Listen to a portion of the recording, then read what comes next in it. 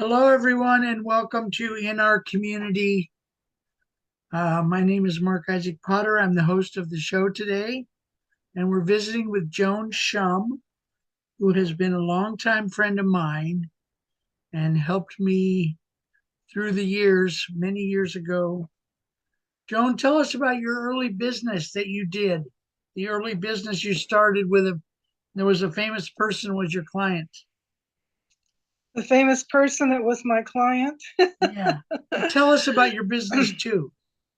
Yeah, well, it started before I met you. We met at Stanford University Yeah. in 1980. And this famous person went back about 10 years.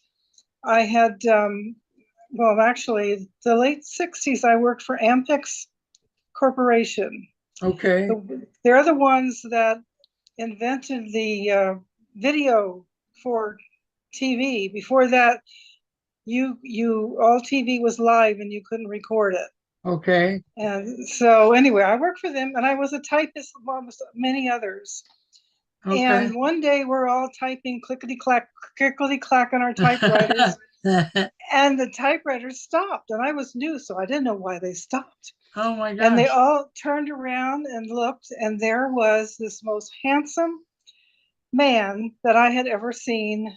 Dark hair, olive complexion, beautiful smile, young man. And I found out that he was Charles Black, and he was going to see our buyer, Charles Black. And after that, he went through there all the time. Well, anyway, go fast forward to about 5 or 6 years later, I decided to start my own business. Okay. Uh, I called it Instant Girl Friday. That's what it Okay. said.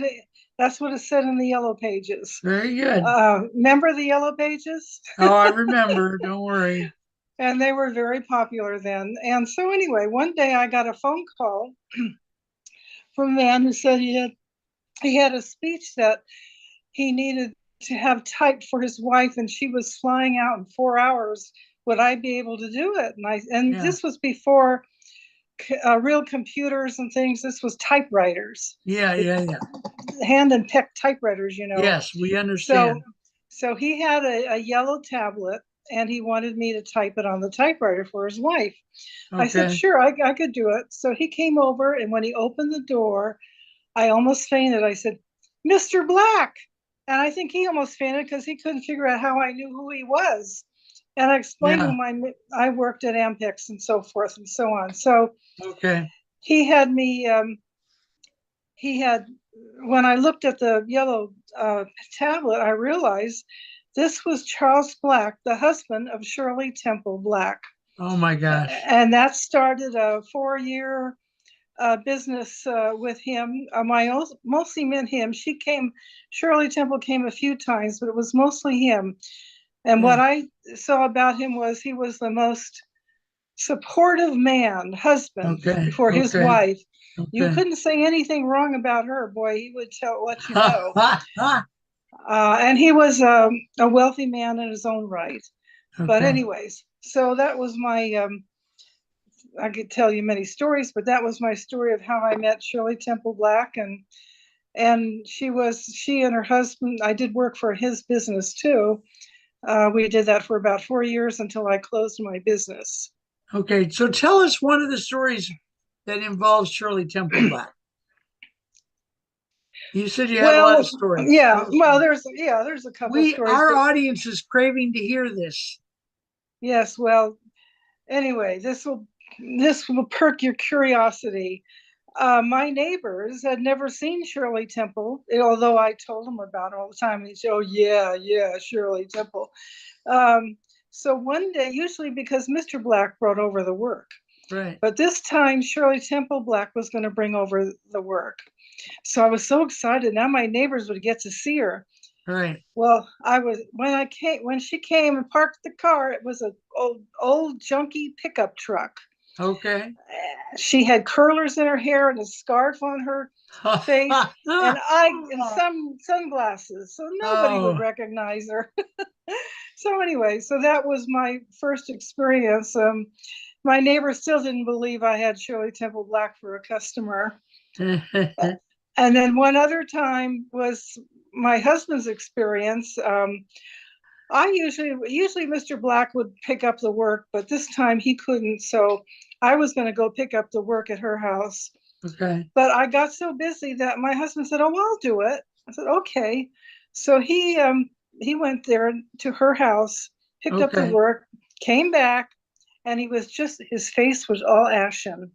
And Oh I no. said, "What happened? What's wrong?" He said, "Well, when he got there and she opened the door, she was in her negligee." Oh my And he gosh. was so embarrassed. I think Shirley Temple thought I was coming to pick up the work. Yeah. So she was shocked and he was shocked.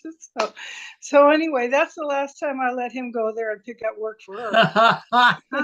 Okay. Now Anyway, you those and are, go ahead. I was just gonna say, those are two fun stories. Good. Good. Good. You and I met in 1980 at Stanford, Yes. and I want to tell a little story about you. And Uh-oh. you correct me if I'm wrong. My understanding is when you were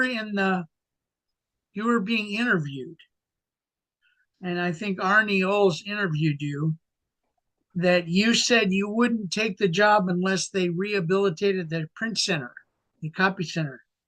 Is that correct? Yes, that's correct. Tell me more about it. Tell me more about that.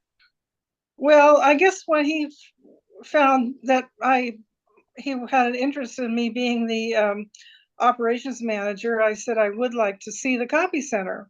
Okay. And it was a huge room, and there were huge 9,500 Xerox machines in the room, amongst everything else that goes on. Yeah. And it was, to me, I felt, how could the staff, I didn't tell him this, but I said, how in the world can the staff work under these working conditions? It was Yeah. just a mess. There was no organization. There wasn't, I soon discovered there weren't enough machines for the workload that, because they were Right. doing at that time the work for all of Stanford Yeah. University. Yeah. So I told him that I would, he offered me the job, and I said I'd be willing to, I would love to take it if we can upgrade and modernize the copy center. And he checked into it and agreed, and we did. It took Yeah. a year, I think, or something to Beautiful do it. painting and new equipment and new we were standing on concrete floors, so we had rubber mats now. We had new tables that were the right height. And I'm saying I was one of the workers that Joan was managing. I was a Yeah, and worker. we I had was a worker. soundproof. We also Yeah. soundproofed the ceiling. Soundproofing. Yeah. Yeah, Yeah. And I remember the time that we copied 1 million copies in a month. Do you remember that? yeah. Mm-hmm. That was really cool. I think Arnie came down and said congratulations to us because we ran 1 million copies on 3 shifts. We were running through 2 2/3 pallets of paper every 24 hours, something like that. Because we got Lots our of paper in paper. big Yeah, pallets. Yeah. right. Yeah. So how long were you at the Stanford and you got another promotion, right? Well, I worked at Stanford for 8 years. Okay. I moved up. I don't know if it's up, but I moved on to the mail operations, which was Okay. also a disaster at that time. Okay. But we upgraded and fixed that place up. So it took 4 days for the mail to get delivered. It now took 24 hours. Good. So Good. all it Good. does is take, good equipment. Well, You already, your skill as a manager, Joan. well, yeah, it takes someone who knows what to do to make it like Yeah. that. Yeah. Yeah. And but you need a good staff, and they went along. I won't say they were too excited about it in the beginning, but they Yeah. eventually warmed up to it. Especially that was the Okay. era when women weren't really accepted as in management. Okay. And my boss, Arnie Oles, was unique in that he hired me instead of a man, Right. and he supported. Now, remember, I couldn't have done all that without his support. No, I understand. he supported it all the way up to the Yeah. top to get the copy center upgraded. Okay, now I'm going to tell a story about Arnie. Okay. Okay, so I worked all the different shifts, and I was kind of like when I was on day shift, I was kind of like the assistant manager of the day shift, but I didn't always work all day shift. Sometimes I worked the graveyard shift, which we called the owl shift. And one night I was working the graveyard shift and I went to sleep on one of the tables and I didn't wake up for like 3 or 4 hours. And I knew that I was really in trouble because I wasn't getting the work done. So I called Arnie on the phone at 3:30 in the morning. And I said, Arnie, I made a big mistake. I fell asleep on the tables. And he said, come over and have a cup of coffee. So I went over there, or he came and got me or something. We went over and had tea and we talked for about an hour. And he was very kind. He wasn't accusatory. I mean, he would have had the right to fire me or anything he wanted, but he didn't. He just talked to me. We talked about different topics like Zen and Buddhism. And then he said, I will make this okay with your manager. So then he called Joan the next day and said, don't beat him up or something. I don't know what he said to you. Anyway, yeah. So that's my Yeah. story. So tell us more about your life after you left Stanford. What did you do? Oh my gosh. I Just take it one I step at a time, honey. okay, one step at a time was I moved on to UC Berkeley to their mail operations, which was Okay. much bigger than Stanford's. Okay. And I did make some improvements there, but I did find the staff, it was pretty political. Yeah. And I found it difficult to work under those conditions. So I left after a couple of years. Okay. But I did leave them with the one thing they wouldn't let me do then. I did leave them with a whole booklet of the things they need to do to improve their Okay. operation, like I All did at right. Stanford. Very And nice. I got a phone call about, several months later from some fellow who was a consultant. Apparently, UC Berkeley had hired him, and he's got my manual, and he said, I'm going to use a lot of your ideas that are in this manual. He thought it was great. Oh, So that made good. me feel good. Very good. Very nice. Yeah. And then, gosh, after that, I'd only stayed there for about 2 years. Okay. I just couldn't handle the political part of it. Pressure. Yeah.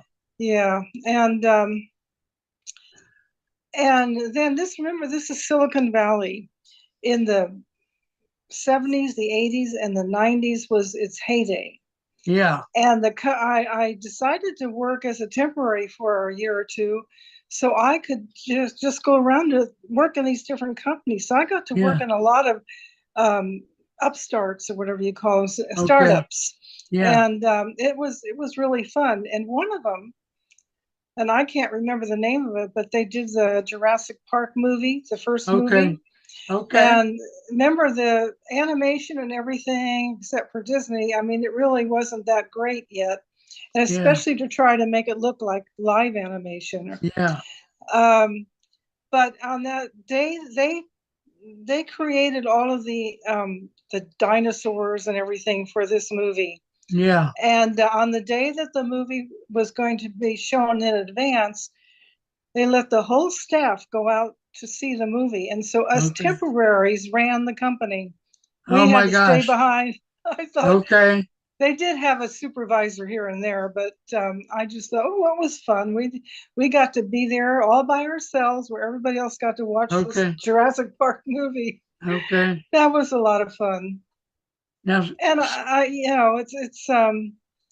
it brings back great memories to know that you're a part of something that was there, not in the beginning, but in the maybe the middle, I would say, yeah. because Okay. um, I worked for many different companies that were, in Silicon Valley.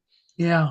And I think while I was a temporary, I ended up working as a temporary for Nikon Research Corporation of America, NRCA. Okay. And they were the Japanese owned company that made all those gigantic machines that at that time that did all the computer work and the memory work for big things. And anyway, so I worked. They decided to start a company in the United States, and it ended up being in Belmont, California. Okay. And I was working there as a temp, and after a year, they asked me if I'd like to work as a full-time employee. So I did. It was a nice company. It was a company I worked there for 12 years, and Okay. I decided that would be after that I would go back to be working for myself and doing speaking and things like that to help other people with their careers. Yeah. But that NRCA, Nikon Research Corporation, was a wonderful company to work for, no politics whatsoever. And they just wanted to get the jobs done that they had there, Okay. you know. Okay. And Say the name. Say the name of it slower. Nikon, Nikon, you still see the Nikon Oh, cameras? Nikon. Okay, I didn't understand that. But this was not the Nikon camera division. This was the research. They did all the Okay. Okay. Nikon. creating the new equipment and machines Okay. for the electronics part of the companies. Okay.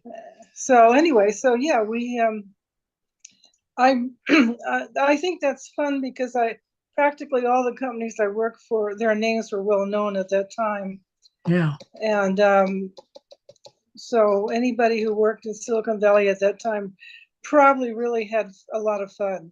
Oh, and Yeah. they had always had parties or luncheon parties, you know, things like Very that. And nice. in fact, I some of like them it. even offered beer at lunchtime. I was surprised. I thought, gee, that they would offer alcoholic beverages. Well, that lasted till maybe uh, the 1990s, and then I noticed everybody must have gotten the message: don't do that, don't do that Yeah. anymore. Yeah. But it was a party like environment then. Okay. So You were talking about the movies a while ago. Can we give a shout out to your daughter who works in the movies? oh well, she works for Disney Studios, and they Yeah, make all she's the been there how long? 12 years? something like 12 years. Yeah. But her story is interesting. I wrote a book about 20 years ago called "The Top 10 Traits of Silicon Valley Dynamos," and Yeah. I Yeah. interviewed people that I felt were at the beginning stages of what's going on. But I put my daughter Nancy in there. Yeah. She was like, and it made a note that when she was 8 years old, she said she was going to work for Disney. She wanted to Okay. work for Walt Disney. Well, that went in my ear and out the other. I didn't discourage her, but I Right. thought, yeah, sure, she's going to work for Disney. Well, when she got in college, she ended up working on her master's degree. And guess who was starting out? The Simpsons. Remember Okay. The Simpsons? They were Oh yeah. starting out. They're still on. Oh my gosh, yes, they're on over 400 episodes, and Yeah. it's unbelievable. But anyway, so she heard about it and she thought she would go there and apply for a job. They were just starting. They hadn't started the shows yet. Okay. And she got a job there, as a beginner. And she was there for I don't know how long, 10, 20 years. And then she got a friend who used to work at The Simpsons was now a director for Nikon. What are we talking about? Disney, Walt Disney. Or Disney. Yeah, sorry. Um, she got offered a job there at Disney, Okay. which and so she's been there ever since. And Okay. she works for Disney Studios, and she's a what they call she's been a director, but she likes the storytelling. What in the Storyboard, begin? doing the storyboards. Yeah, storyboards. She Maybe likes she to. supervises the storyboards. Yeah, she likes to create from the beginning. Okay. And Okay. when you're a storyboard artist, yes, what you get to give the ideas to the artists that are going to do the final Yeah. drawings. Yeah. Okay. So so she got her dream, and I just glad I kept my mouth shut. So So now when you left Nikon, what did you do next? like I say, I went into business for myself. I spoke at for different organizations and wrote a lot of articles on succeeding, success and let's see, what was my slogan? Well, I forget. But anyway, just just never give up. Yeah, If you have a dream, if you really have a dream, yeah, never give up on it. It might take you a little longer to get there, or maybe shorter, who yeah, knows? yeah, But yeah. also, don't be quiet about it. Tell other No, people about it because they're the ones that know people who know yeah, people who know yeah, people. yeah. And so the more people 6 you points of tell, separation. the more apt someone might say, "Oh, I know someone who knows this or that or what Yeah, or speaks on this or speaks on yeah, that. So yeah. that's my Okay. advice. All right. Never And give up. you and I wrote a seminar with it. Did we ever give that seminar? Cooperative agreements? um, I think you did. We Okay. wrote a book together, but I think you Okay. did give it once. Yeah. Um, and it's kind of hard when you're in different areas, Yeah. Yeah. to work together. But we Yeah. did it. We worked Yeah. together, and we wrote some And articles and we stuff. were both in Toastmasters at the same time, right? Yes, yes, we were Different both in clubs, but Toastmasters. I was in 5 clubs and you were in a bunch of clubs. Yeah. Yeah, Toastmasters is a good place to Really helps people learn how help to your do public improve speaking. your skills Yeah. and get some ideas. Yeah, Anybody who absolutely. wants to speak or has to speak should belong to Toastmasters. Now, what did you Yeah. do after you did your business? When did you move down to Southern California? I moved down about 12 years ago, Okay. and since then I haven't done anything. I've just mostly written articles, I got a lot of articles published when I first moved down here, but I'm retired, so Okay. I'm not working too hard anymore. Okay. Good. Okay. Hmm. All right. Well, what other things do you want to tell new people? You like to encourage people who are starting out. What would you tell someone just starting out today? Yeah, it reminds me just to never give up. It reminds me of a story I used to write about. He was called Maxi Flyer, Maxcy Okay. Flyer, and I can't remember what he did at the time, but he wanted to be a lawyer, and you have to This pass that bar exam. this is a fictional story or not? No, this is a true story, Okay. true Okay. story, and it motivated me when I read it. Um, but he had to pass the bar exam, Okay. and he kept on flunking the exam. About 40 exams later, he still had failed, Oh my gosh. and he never gave up.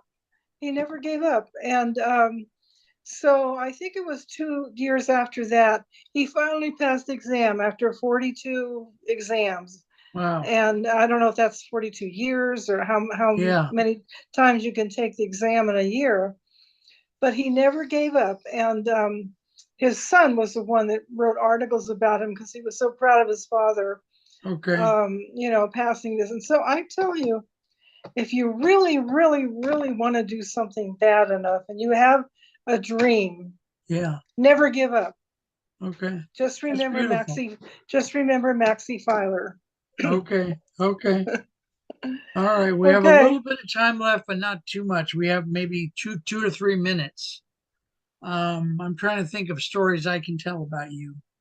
I heard a rumor that a few years ago you met someone that you really liked. I did.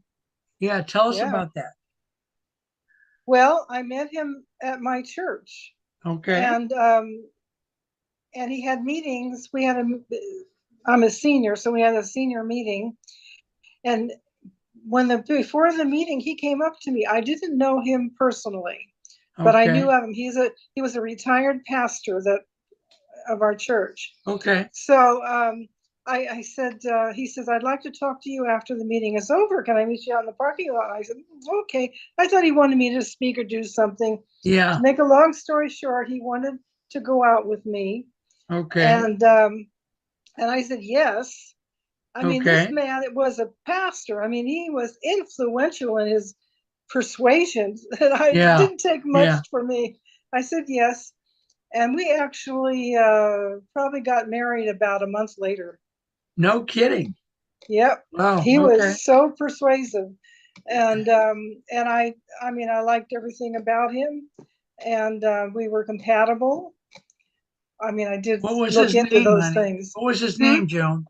What was his name? Rit, um, Richard Schumm, and I'm still using Okay. the name Schumm. Okay. Okay. Good. Pastor Richard Schumm. Okay. That's very Okay. cool. Yeah. That's very good. Okay. We're going to end our show. I just want to say at the end of the show here that Joan has done an awful lot for me through my entire life. When we both worked at Stanford, she encouraged me to write a seminar about the machinery because I was interested in the way the machinery ran because I ran the machines. And so she encouraged all of us to be bigger than we were. And I did a seminar, I started a newsletter, and I got the other in-house copy center corporations to go with me, like Syntex and City of Palo Alto and other companies. So I have a lot of debt that I owe to Joan for helping me through my life. And I'm going to sign off. So, ladies and gentlemen, we've been interviewing Joan Schumm of Southern California. My name's Mark Isaac Potter. And I just want to say thank you for listening. This has been In Our Community. Bye bye, everyone. Bye bye, Bye. Joan. See you Bye. later. Bye bye. Bye. Bye bye.